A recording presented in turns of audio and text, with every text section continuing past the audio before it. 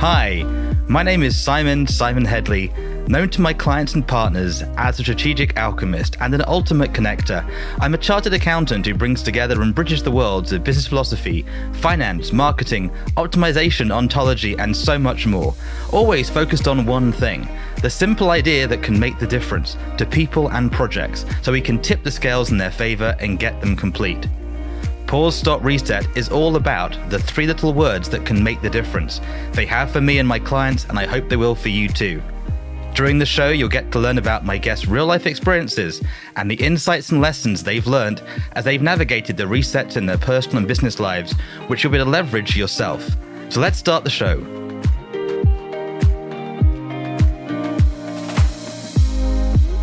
Hello, I'm Simon Hedley, and welcome to this episode of Pause, Stop, Reset. Today, I'm joined by Shiraz Baboo. And we meet recently, as I've come to know more about him, I've learned, I think you will, that he has lived a super interesting life where he's had to pause, stop, reset more than most and more than once. And I'm really looking forward to him sharing his story, going deep with him today, and knowing that you'll get maximum value from this. And I also know he really cares about making a difference to people, as he says, deserve a life of success and freedom. So without further ado, Shiraz, welcome to Pause, Stop, Reset. Thank you so much, Simon. Great to be here. And I apologize if I'm not perfectly pronouncing your lovely Arabic name. So for those, let's begin at the beginning. How do we say your name the correct way? Shiraz Baboo. You see, I can't do it with that beautiful tone. One of the things you'll love about him, he has a great radio voice, great presenting, speaking voice. And we'll get into more of that, I'm sure, as we go on with the show. So the first thing I like to start with is, for people that may not know you yet or haven't kept up with your recent resets, who are you and what are you focused on today? I am a reality interventionist. So much the same way that people may do an intervention saying, you're doing too much alcohol, we need to have a talk. I will basically have a conversation about, well, you're creating this in your reality, it's hurting you and it's hurting some of the people around you, so let's change it.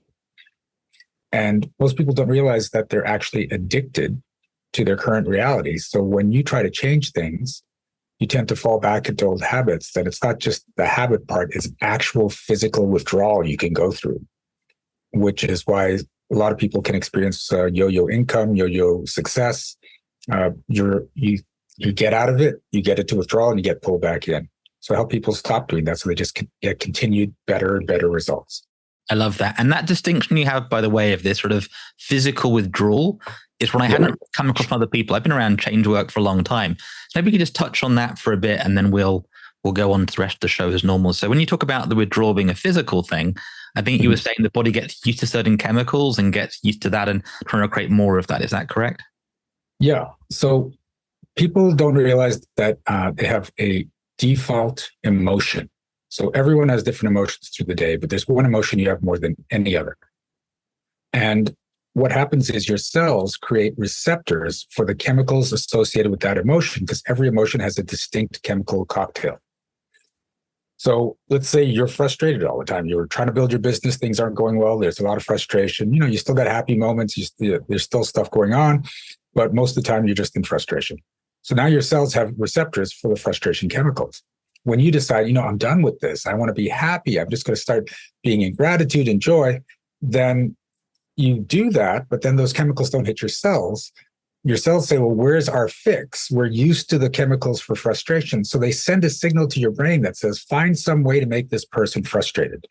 And then something you do or something someone says just frustrates you. It clicks. Your cells get that fix. They go, oh, thank God.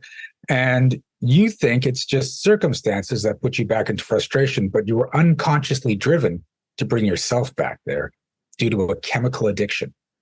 Beautifully said. And that is where I think, if we get into it, you've got quite an interesting science background in your past. So that'll come out as we go on with the show. So if you look back on your life till now, what have been the biggest shifts and resets you've been through? I think the biggest reset came from an 18-year bout with arthritis. But when I was 22 years old, I was a bodybuilder and I was studying to be a doctor, and I got hit with rheumatoid arthritis. And it was in every joint in my body. So there were nights I'd sip my dinner through a straw because my jaw was so swollen. So like every joint in my body. And I tried to do what like most people would do. I tried medication, didn't work. I tried diet supplements. I tried any like new products that came out, yoga, meditation, acupuncture. Nothing would last. Sometimes I'd get temporary results, but eventually everything just stopped working again. And it wasn't until 18 years of going through this, having my body deteriorate, I ended up walking like a 70-year-old man. I'm only in my 20s and 30s. And I met this guy that did something called combined therapy, which I thought was going to be some sort of energy work and stuff because I had to fly to India to work with him. But all he did was talk to me for about 2 weeks. And he went through my entire life story. And it was like being with a psychiatrist, except he wasn't trying to solve anything. He was just gathering information about my history.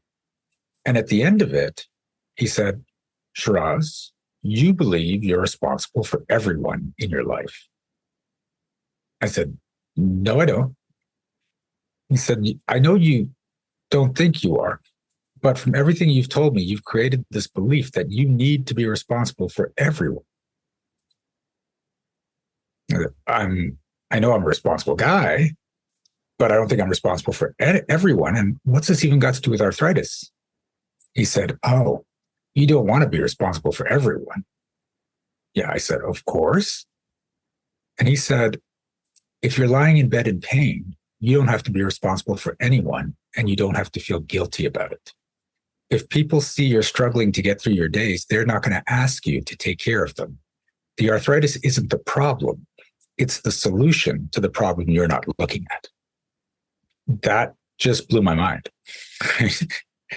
Yeah. And and I thought about that and I said, well, wait a second. If what you're saying is right, all I have to do is say I'm not going to be responsible for anyone but me, and the arthritis should just go away.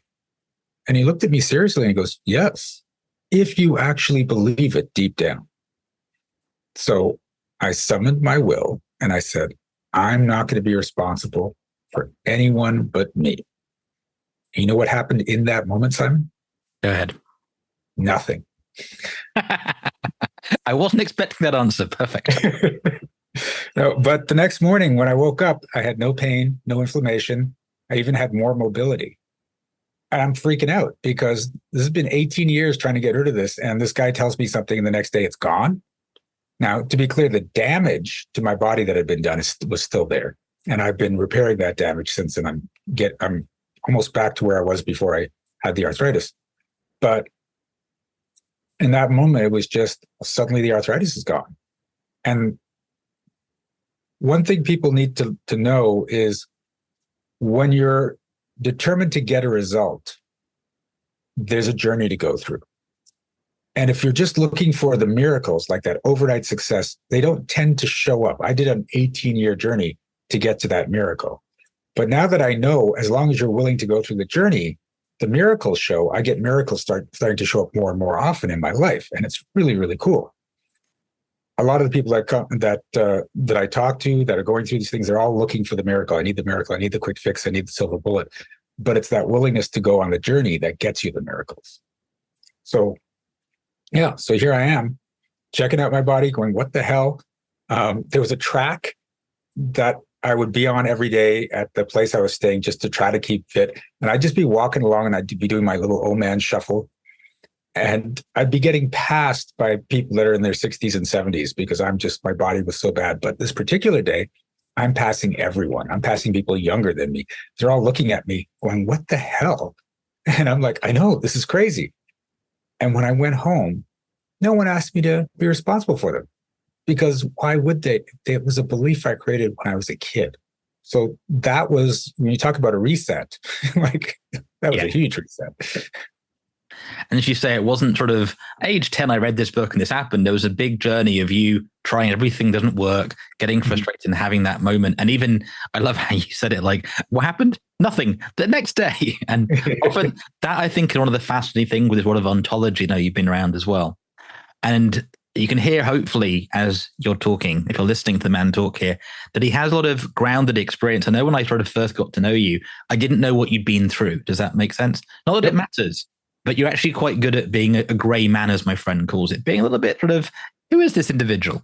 But the more you get to listen and learn, the more you get to get a lot of grounded experience. And I think it's also worth touching on your sort of academic background, because you went from doing a very sciencey thing sort of to moving away from that as well, right? Yeah, I started off in molecular genetics, did that for a few years till the arthritis hit. Then I switched over to computers. I became a software developer, designer, and project manager, and worked in the tech industry for years. And the cool thing about working in tech when you have arthritis is you're at a desk, you're not walking around all the time. And then when I was ready, I switched over to what I'm doing now, which is reality interventionist. The reason I wanted to draw that out was I think it helps ground what you're saying, right? There's many people out there with theories about how the mind works and the biochemistry works, but they don't really understand it. And I think what's quite nice about you sort of being on both sides of that conversation, grounded magical mechanics, as my friend calls it. So one of the things I look at are these three different aspects of pausing, sort of taking a little breath and then going back to something, taking a stop where like everything stops completely and that reset, everything changes. Which has been the hardest for you? Do you find it easy to do all three of them? Which of those three do you find hardest, and why do you think that is? It was learning to take that breath. Right now, it's second nature. But when you're in the midst of it, when you're struggling, when you don't see a way out, you don't want to take that breath. You get this thing. No, I got to figure this out. I got to get this done now. I'm like, it could be like my family depends on it, my life depends on it, my future depends on it. So being able to say no. Pause. And it may not be a breath. It may be a week of just let everything go and just center yourself. For some people, it could be months. And that seems scary as hell because you've got all this stuff going on in your life and you keep telling yourself, if I take that pause, it's all going to get out of hand. It's all going to run away from me. I'll never recover from it. But in what you're doing, the fact that you haven't taken a pause is what's causing all that stuff to build up. So it's vital to be able to just step away from it. Love it. And I resonate with that. And I think often when people are successful, there is that bit of, I'll take a breath when I finish, it's like, yeah. Especially if you're training you were doing the sport stuff, the bodybuilding, the elite athlete, having like a proper break. And the beauty with the pause, it's designed to be, like you say, it could be a day, a moment, a week, a month, but you're going to come back to it. Writing the book I've been doing, taking those pauses has been really counterintuitive because I want to get it done. But actually going, I'm just not going to look at it for a week or two. It's been really cool. Thank you for sharing the way you shared it. I appreciate that. So one thing that I love to do is this question of our younger selves, whether it's timeline therapy or whatever you call it. What's an important lesson you wish you could give your younger self and why? I think the only thing I'd want to tell my younger self is it's going to work out, right? Because I don't want to change anything in what happened to my life because that all led up to being who I am. But giving my younger self just that reassurance, you're going to go through a lot of crap, but in the end, it's all going to work out. On the good days, I believe that. On the bad days, I'm still in the midst going, I'm in the chaos. Come on. It's not working out yet. I know what you mean about that. I recently rewatched one of my old sci-fi shows, Babylon 5. And one of the interesting things is the character that plays the lead in the first season knows the story. And when you watch it back, he has this weird calmness, Jedi presence, because he knows the story. And he's acting, right? But it's a very masterful performance. A lot of old stories in there. So now I hear you on that one. And I think that's part of the wisdom and maturity of life, right? So you've been through the journey and it is a journey. It isn't, I've got there, I'm done. And we see many of the athletes in the world today, many of the success stories, it's only sort of 10 years later, they go, oh, actually it wasn't the end I thought it was. And I didn't have that calmness in the process. And I'm thinking maybe you agree with this. You can still be playing full out, right? You can still, it isn't about being sort of seaweed floating on the water. You can still direct and be powerful in your life. I know you're coming across very calm today, but when you are excited about things, you put energy into it and time into things, don't you? Yeah. I mean, the whole thing is that it's that inner calmness while outside you can be like just completely going full out. I know everything's going to work out. Everything has worked out. And from having that practice of whenever I took that pause, then stopped and reset, I've watched everything correct itself. So now there could be complete chaos around me. I could be in the midst of that chaos, but internally there's just calm. One of the things that I found was a resource for me was books and movies, either sort of modeling what people are doing or having that break. Are there any books and movies that have helped you on your journey, and how have they helped? Oh my God, I go through 2 books a month, so that's a long list. Okay, the top one that comes to mind today. Untethered Soul was a really good one. Breaking the habit of being yourself. In that, Dr. Joe Dispenza goes into all the science behind the chemical addiction of your body to emotions and some other stuff. So that's all been scientifically shown. And there's another one, I can't remember the name of the book, but it talks about the whole thing with quantum physics, where they were trying to figure out if light is a particle or a wave. I don't know if you're familiar with those experiments. Yeah, the particle wave conundrum, duality. Yeah. Yeah. And so, like, for a while, they thought, is it this or is it that? Or are there some light particles that are like some light that is particles and some light that is waves? And they finally found out through this one experiment where they had it set up with it's called a slit test, where they've got 2 papers with slits in it, and the light goes through, hits the first slit, whatever's left goes through the second slit, and then a pattern shows on the wall that shows it's either a particle or a wave. And it showed up as a particle in this particular experiment. So they're like, in this experiment, light is a particle. And then some guy says, well, what if it's a wave too? And they're like, what? He said, well, what if all the waves are just being stopped by the slits and only the particles are getting through? So they're like, ugh. So then they put a detector that detected for waves in front of one of the slits. And then the pattern on the wall changed to waves. And they're like, what? Because the detector shouldn't interfere with the experiment. It's just detecting. It's just viewing, observing. And so that's when they realized, when you expect a particle, you get a particle. When you expect a wave, you get a wave. And then when they took that to other quantum physics experiments, they would get different results at a quantum level depending on the scientist conducting the experiment, because of that person's preconceived notions of what should happen. And that just blew my mind, because when we talk about law of attraction and your thoughts create reality, they've actually proven at a quantum level your thoughts are creating your reality. That the observer can alter the experimental results is one of those like, wait a minute moments. It's like, if you believe there's food in the fridge, there's a sort of reality check with that. And in the mystical world, they say, no, you could open the fridge and create it. There is no time. And then most of us don't believe in that, haven't got that experience. And so, no, we don't have those benefits. You know what I mean? We get stuck with, no, there's nothing in the fridge. But if you believe, no, there isn't anything, there's still there. It's a really interesting area, that whole world of quantum, and often it gets misconfused. But no, it's definitely... Again, I love the science that you bring to what you're looking at and exploring. And moreover, my friend would say you're living with this, right? So you've been playing with this your own life for a while. So you find things that work for you and get results consistently. And that's the key thing. Great recommendations there. The Breaking the Habit of Being Yourself by Joe Dispenza, and The Untethered Soul, The Journey Beyond by Michael Allen Singer. So many people listening to this show today are looking at how to shift what's possible for their lives. Now that can be they're doing great and want even better, or they're doing bad and want to do okay and good. Does that make sense? What's your biggest suggestion for somebody listening in that wants to make a shift? You have to remember there's 2 sides to making a shift. On the one side, you want to look at all the beliefs you have about why you can't make that shift, or why you shouldn't make that shift. So your mind prioritizes the avoidance of emotional distress over physical circumstances.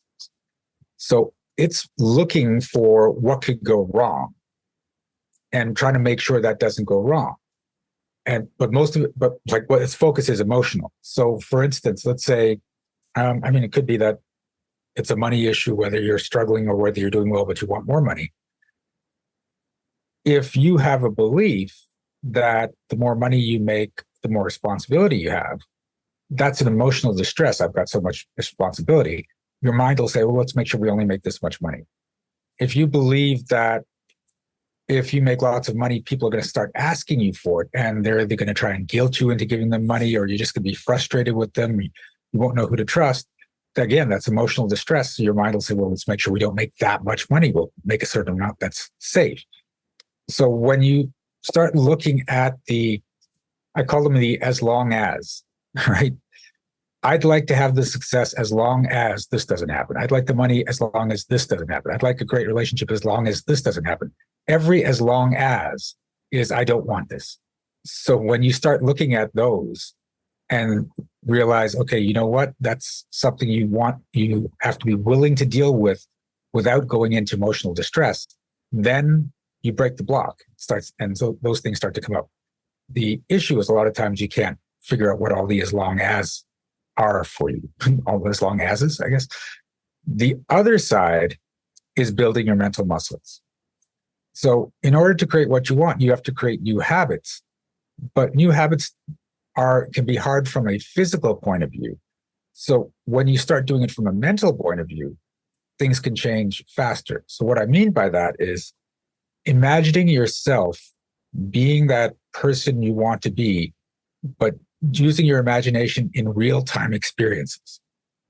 So for instance, most people, when they try to imagine their dream life, they say, oh, I can see myself in a car, and I can see myself in a nice house, and I can see myself in a plane.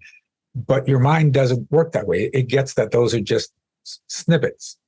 If you start doing 5, 10, 15, 20 minutes in real time imagining that life, your brain thinks, this is what I do, this is who I am.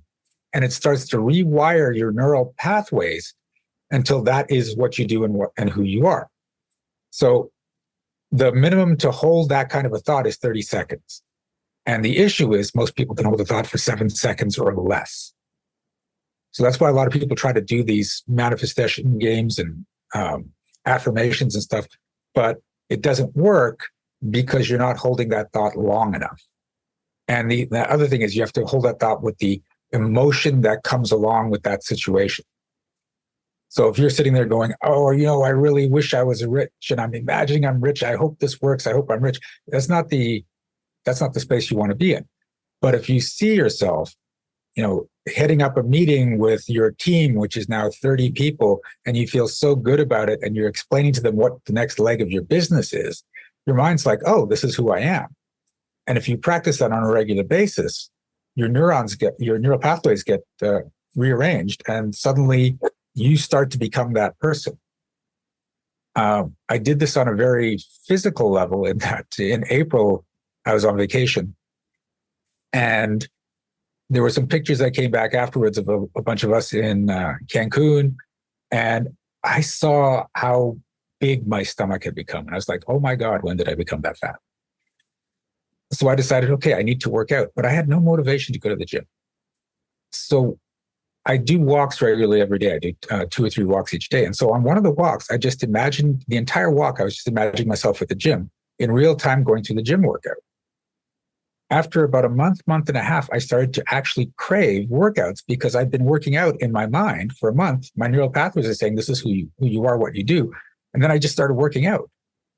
And it wasn't like, now I've got to force myself to work out. It was this, no, you work out. That's who you are. I could just feel it. Like that's just who I am. And so I keep doing the mental exercises, but now I'm also doing the physical. And I've lost a lot of weight. I've started putting on muscle, and it's been like pretty much effortless because I started changing the mindset before I tried to build in the physical requirements. Beautiful recommendations and suggestions there. We'll come back to the as long as is later on. I think that's a really interesting one. I'd love that as long as. That's a nice one. It's a very interesting one. And obviously people put the brakes on before they realize they're doing it. So to drive a car with the handbrake on doesn't work so well. Yeah, exactly. Now, what I like to do is keep things super simple. So if somebody's talking to their friend at work tomorrow on the bus, on the train, and they go, I heard the podcast. What's the one takeaway you really want people to be left with from having met you today? Yeah, if you can get to that calm space that everything's going to work out, and you can be in that more and more through your life, then panic goes away, confidence increases, you become more approachable and more likable to other people, and everything does start to work out. Very good reminder for us all. My friend always goes back to his Disney movies for those ones, but we'll let you fill in the blank for copyright legal reason before I start trying to sing badly. If you come across some other guests that you'd love to have listen to us ask them these questions, let us know. And I know people listening in would love to hear how they get hold of you, how they can connect more to your world. Is the best way to go to energeticmagic.com? Is that the best site for you? Absolutely. Yeah. All the information. energeticmagic.com.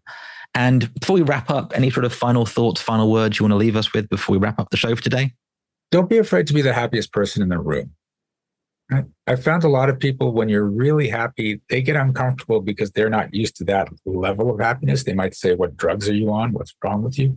But when you're the happiest person in the room, you give other people permission to be even happier. And the whole energy of the room just goes up. So be as happy as you can. I love it. The show has gone really quickly for me today. I hope you've enjoyed coming on. And if you've enjoyed listening, do make sure you check out energeticmagic.com for more takeaways, resources, and how you can learn more about this incredibly interesting man and what he's up to in the world, make a difference one person at a time. I know for myself, you've reminded of the importance of pausing. Those book recommendations of Untethered Soul and Breaking the Habit of Being Yourself were good to come back to. So I said, this thing of as long as, really love that. If you want the goal, as long as, look at what's holding you back from moving forward to the future you're looking to create. And as he said, don't be afraid to be the happiest person in the room. With that said, it's time for us to pause, stop, reset. We'll see you next time. Thanks for listening to pause.reset.com and have a great day. Bye for now. Once again, I'm Simon Hedley. Thank you for listening to this episode of Pause, Stop, Reset, which is brought to you by the team at simonx.com and published by thesimpleidea.com. So you get maximum value, and to access all the bonuses and gifts, make sure to head to pause.reset.com, register and explore the portal. And if you're looking for great people, check out onesmartnetwork.com. If you've enjoyed the show, do give us a positive review, subscribe, and share this episode with friends. I can't wait to share our next episode with you. Till then, remember you can always choose to pause, stop, reset.